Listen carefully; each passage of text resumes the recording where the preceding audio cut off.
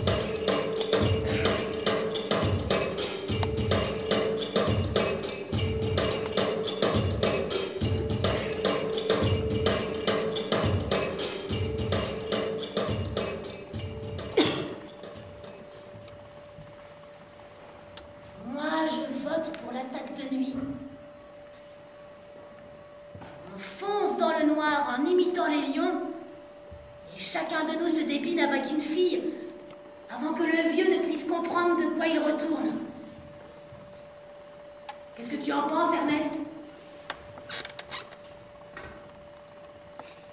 Oui.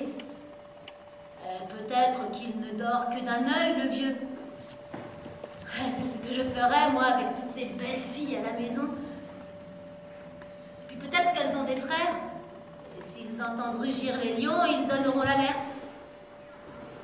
Et puis, suppose que tout aille bien et que dans le noir on se trompe et qu'on ramène des vieilles rosses. Ça ne peut pas marcher, Oswald. Bon, si Monsieur Ernest a mieux...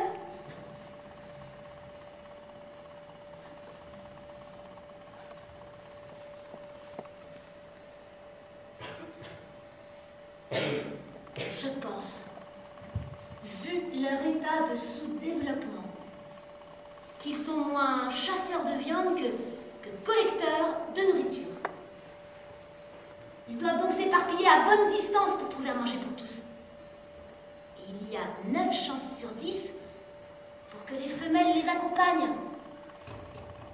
Celles-ci attrapant des insectes, des bestioles, des rongeurs, pendant que les mâles s'essayent aux antilopes.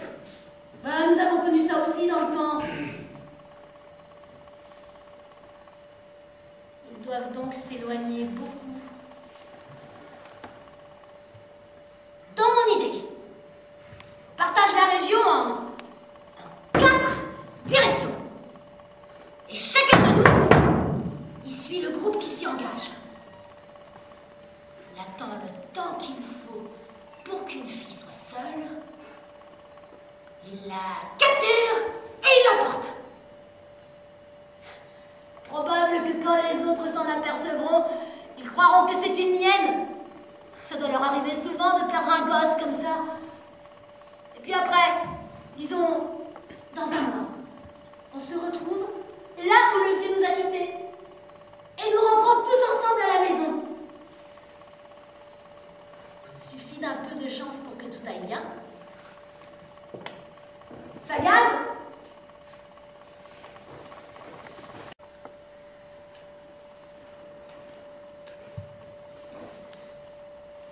Hello? Vous me semblez avoir bien chaud.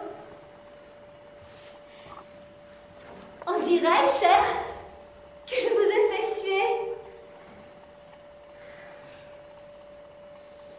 Si j'ai chaud. Il me semble que j'ai couru à travers toute l'Afrique, en long et en large. Je me suis faufilée, cachée dans l'herbe. J'ai grondé à la façon d'un lion et d'un hippopotame. Toi, tu m'as fait courir, traverser les marécages les plus boueux et les plus infestés de sangsues, nager parmi les crocodiles, traverser les territoires des lions, escalader les montagnes où j'ai reçu sur la tête les cailloux et les roches que tu t'amusais à déloger. Tu étais toujours la première. Les lièvres et les écureuils étaient toujours pour toi. Moi, j'ai dû me contenter de tes restes, souvent indigestes. Du coup, j'ai été affamée ou j'ai eu la colique. Mais plus d'une fois, je me suis demandé si vraiment tu valais toute cette peine. Si vraiment j'avais besoin d'une compagne. Si j'avais besoin d'une compagne.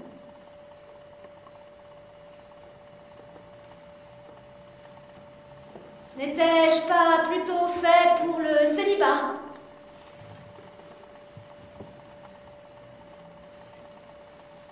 Mais cette fois, vous ne m'échapperez pas. Venez vous asseoir près de moi et parlez-moi de vous.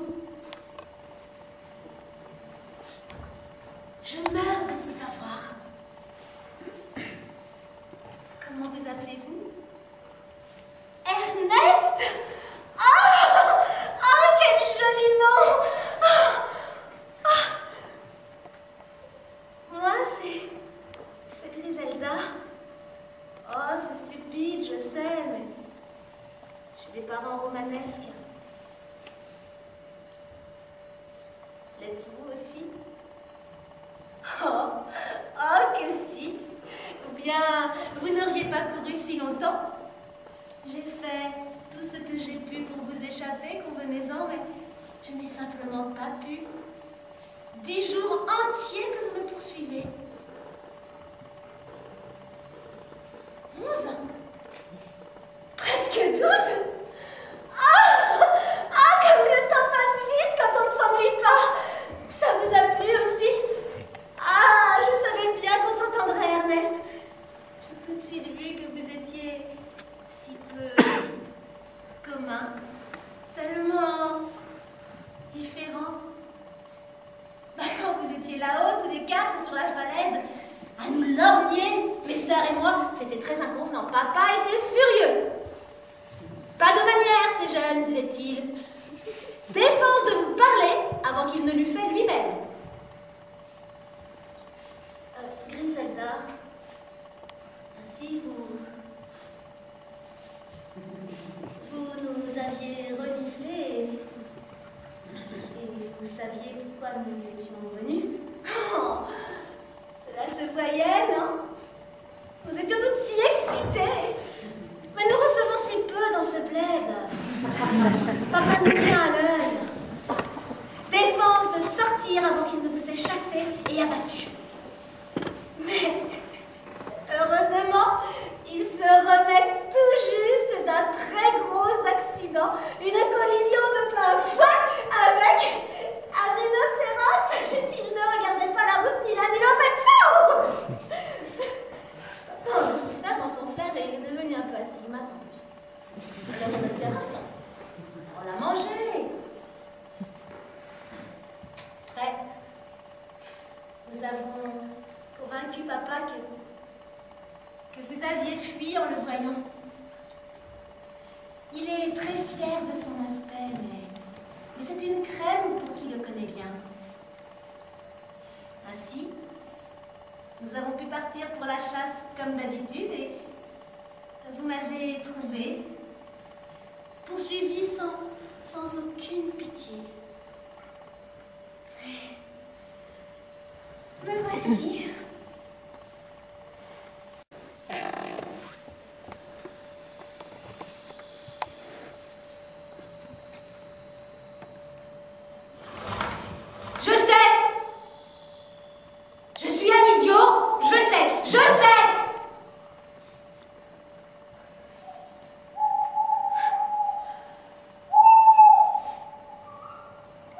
Elle est belle, hein?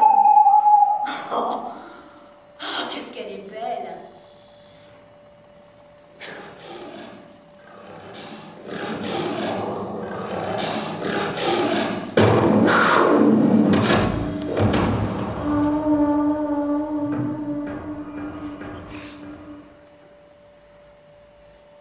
Griselda?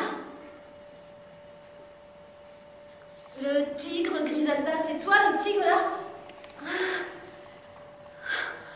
Oh, chérie, est-ce que tu as eu chaud? Tiens, le dîner est prêt. Tu dois avoir faim. Oh, Griselda. Maintenant, je te capture. Oh, Griselda!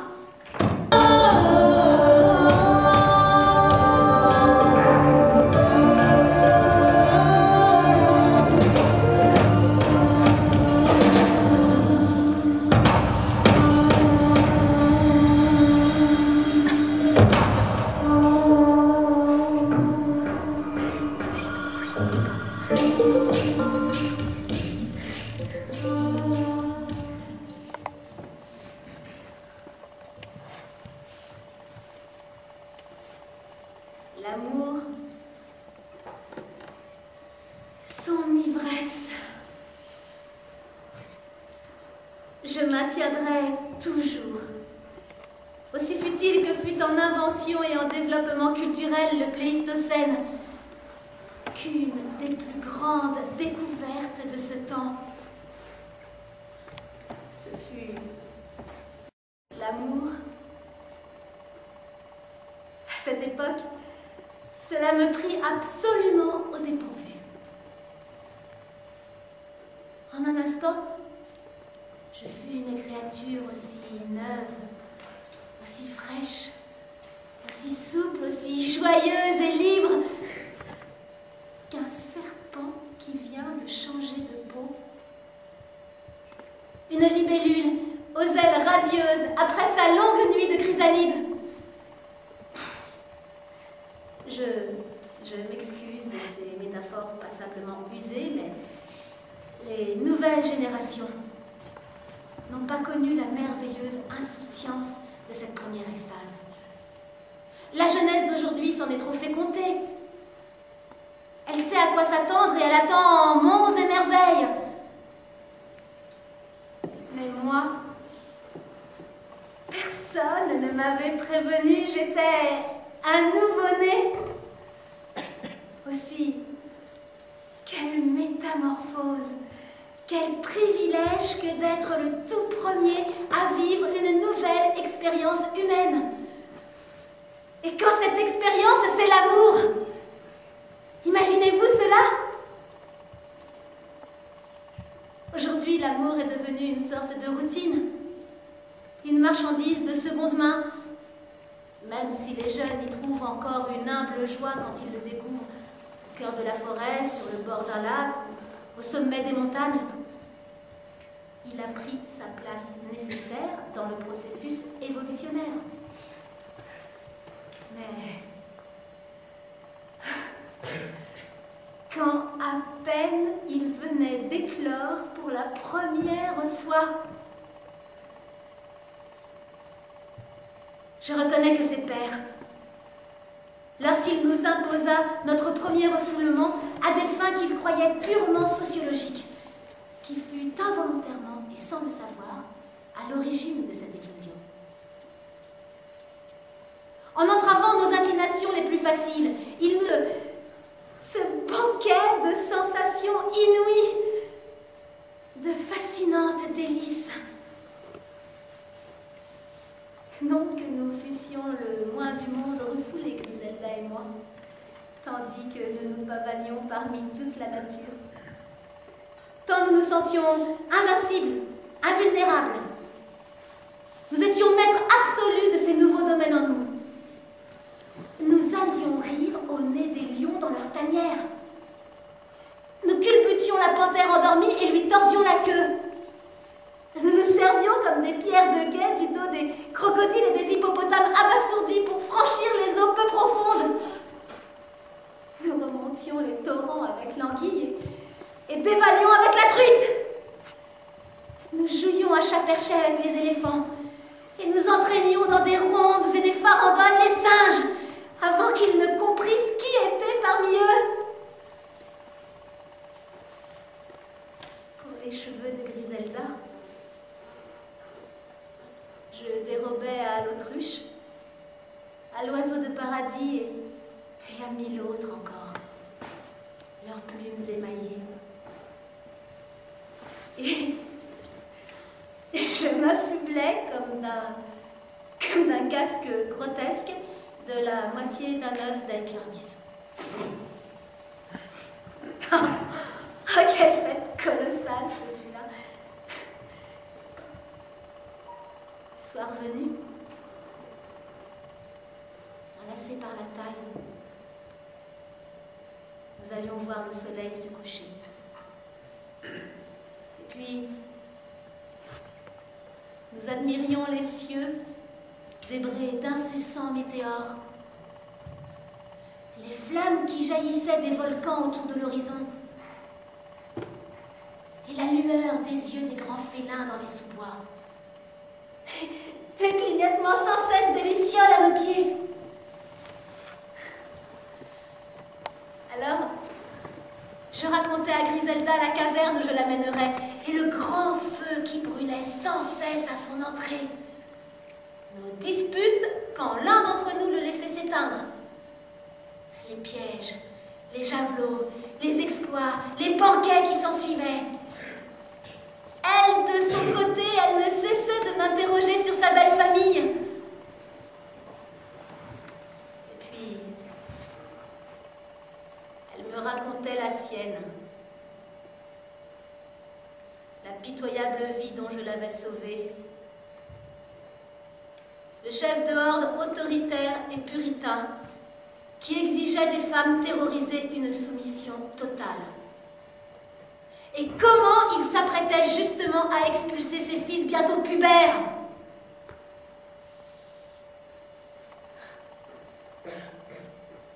Quand elle m'a dit « Oh,